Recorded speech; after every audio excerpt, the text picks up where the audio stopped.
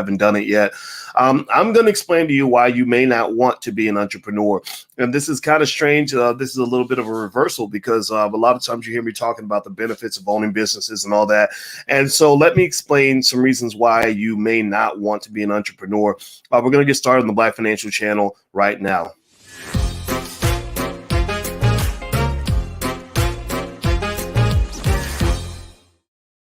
Hey, what's going on, guys? My name is Dr. Boyce Watkins. Welcome to the Black Financial Channel. This is theblackfinancialchannel.com. What's happening on Instagram? My Instagram is The Real Boyce Watkins if you want to follow me on the gram.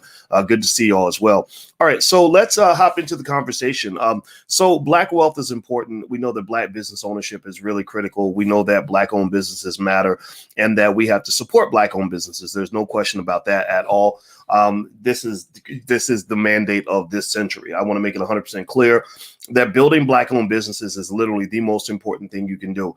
It's more important than voting. It's more important than getting jobs. It's more important than all the other social issues.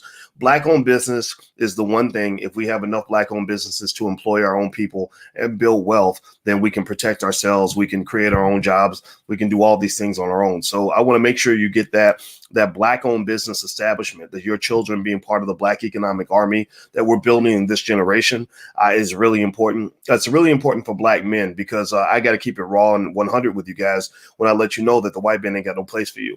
That if you are a Black man and you are a heterosexual masculine Black male, chances are you're going to be seen as a threat. You're not going to really fit into corporate America. There are jobs that Black women can get that Black men can't get. And those who understand the Black experience get that. That's why I married a Black woman. I couldn't marry Becky because Becky, I'd have to spend 20 years trying to explain that to Becky. But my Black woman gets it. She grew up in Gary, Indiana, in the hood. And so she understands that there are spaces she can go that I can't go. There are things that she can do that I can't do. There are places where she's welcome in, or I'm not welcome in at all. And we know this. That's why, for example, she works for a university as a full professor of social work. And I totally got blackballed from academia for being too Black. And so I started my own business and found my success outside of the system. I couldn't have found my success the way she found it. I found it the way I found it, right? So Black men have to learn how to rewrite the rules. It's very important for you to just really get that, okay? So give me a yes in the chat if you follow what I'm saying. Give me a yes in the chat if you get me. A lot of people don't get me. They think it's too radical, and that's why 90% of the Black community is not ready to have this conversation, but it's okay. I don't need 100% of the Black community. I want that talented 10th. I want the people that have enough vision to see the future, enough strength and courage to fight, to build. I want people that have the patience and the commitment to their families and communities to make our people better. So give me a yes in the chat if you follow what I'm saying. I had to throw that out there just to let you know that this is some serious stuff. This is not a game. All right. So next point I want to make on this in terms of a point of clarity is that a lot of you have heard me talk about Black businesses and starting businesses and how great that is.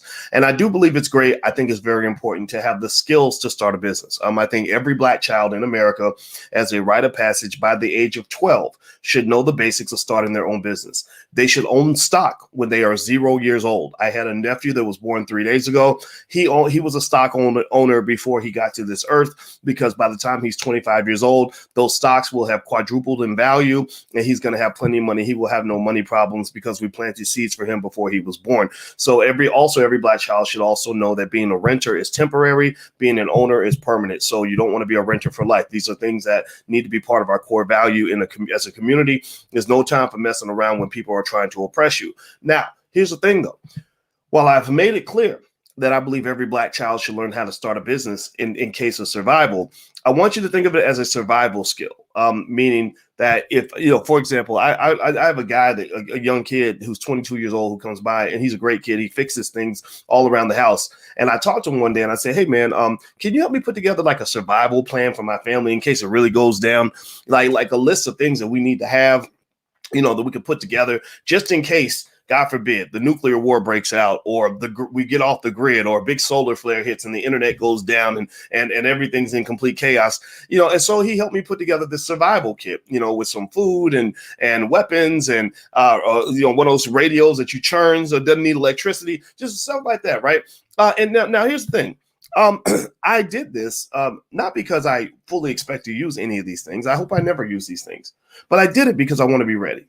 Right? If you stay ready, you ain't got to get ready. You get what I'm saying? If you stay ready, you ain't got to get ready.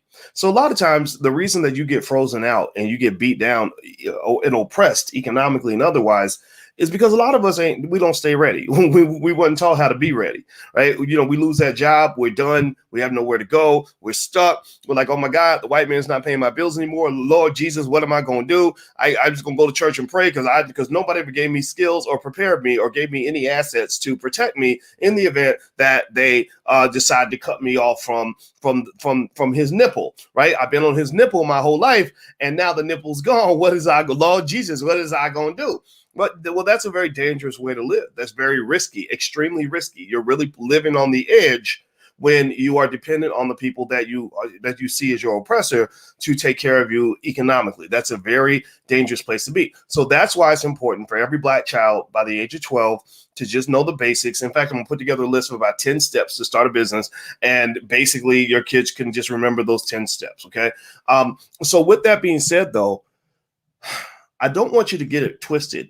Okay, I don't want you to think that I believe every person should run a business or every person should be an entrepreneur.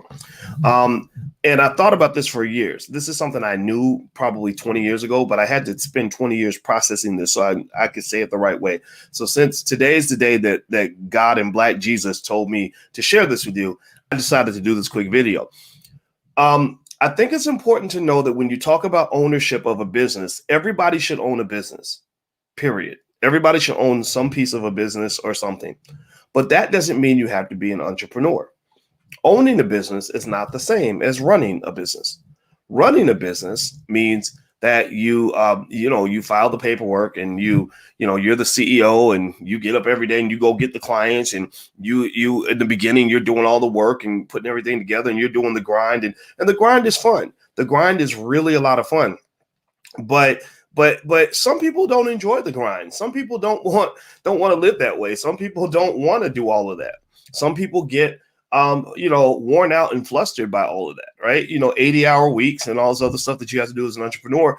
It was fun for me. I enjoyed it, but some people don't want to do that. Some people maybe have a job that they like and they want to keep their job.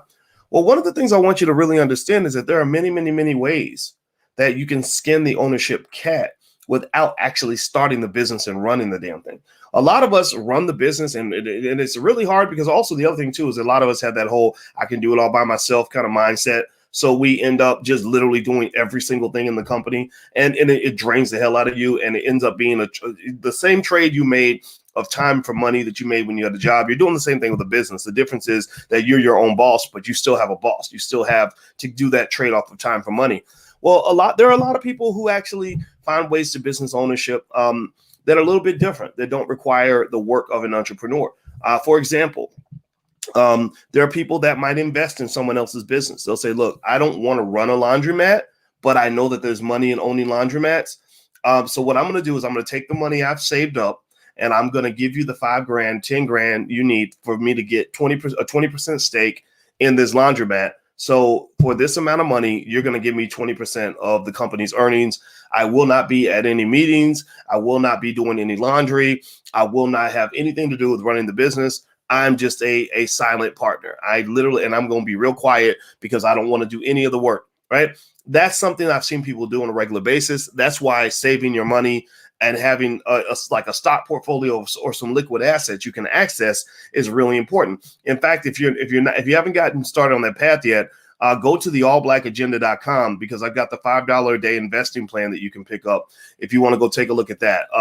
It's the allblackagenda.com. I don't have the URL in front of me. Here it is. Okay, I put it on the screen. The allblackagenda.com. You can actually get the $5 a day investing plan that I put together that shows you how to build a capital base with $5 a day of investing. It takes time if you do it at that rate, maybe 10 years. It takes about 5 to 10 years for you to really start feeling it. Now, if you want to accelerate it, you can do $20 a day or whatever, right? And a lot of you have made a lot of money in the stock market. Give me a yes or in the chat if you have made a killing in the stock market. There's a stock actually called, I think it was Ecor, that I had recommended to you guys maybe about 2 weeks ago.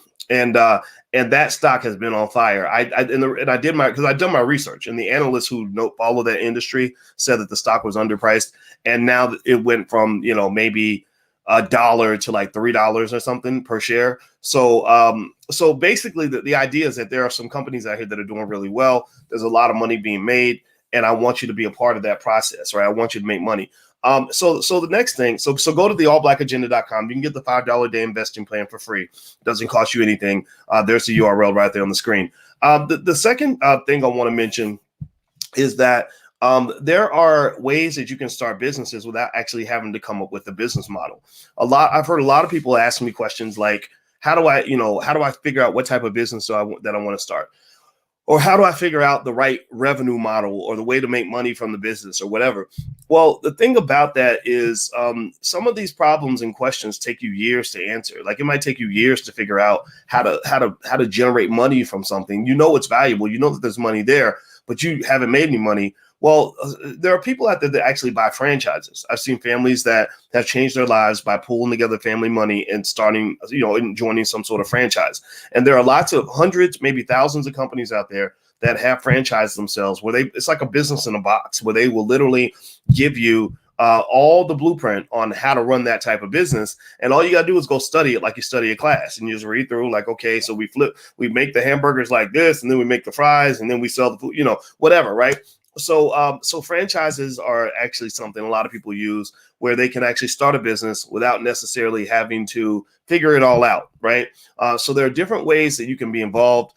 You can be a silent investor. You can just provide the capital. Maybe you could help provide a network or find customers for a business. There are businesses I've been involved in where I said, look, I don't want to do this work, but I'll be the hype man. I've got, 1 million followers all over the internet. So I'll be glad to go and talk about the business. And then if people like it, then they can go be a part of it or whatever. But there's a lot of ways to skin that cat. And I don't want you to think that the only way to make entrepreneur money is to be an entrepreneur.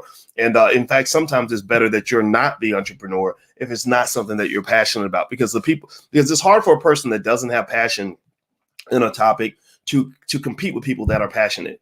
People who are passionate, they love it. They're into it. They'll do it every day. They do it for free. People who are not passionate, who are there just for the money, they're not going to work as hard. Typically, they're not going to be as interested in drilling into it. I mean, they can be passionate about money, and that might drive them, but typically there's a differential there. So just kind of keep that in mind as you think about how you want to move forward on your path to ownership and all that stuff. And by the way, we actually have a franchise program in the Black Business School. It's a really great curriculum on everything you need to know to buy a franchise. So the URL is on the screen. It's theblackfranchiseprogram.com. So feel free to go to the theblackfranchiseprogram.com if you want to take a look at that. And so that's it. Those are my thoughts for today. I'm going to get back to work, but I just wanted to stop for a minute. And again, God and Black Jesus told me to do this video, and so I did it, and it's done, and the message has been shared. So I hope this helps you. If you could, please hit the thumbs up button on your way out, and make sure you subscribe to the Black Financial Channel. That's theblackfinancialchannel.com. And also, if you're, I do little sessions on Clubhouse and stuff like that. So if you're on the Clubhouse app, you can look me up at Dr. Boyce Watkins. Feel free to do that as well. All right. So have a good day, everybody. It was good talking to you, and I will see you soon. Peace.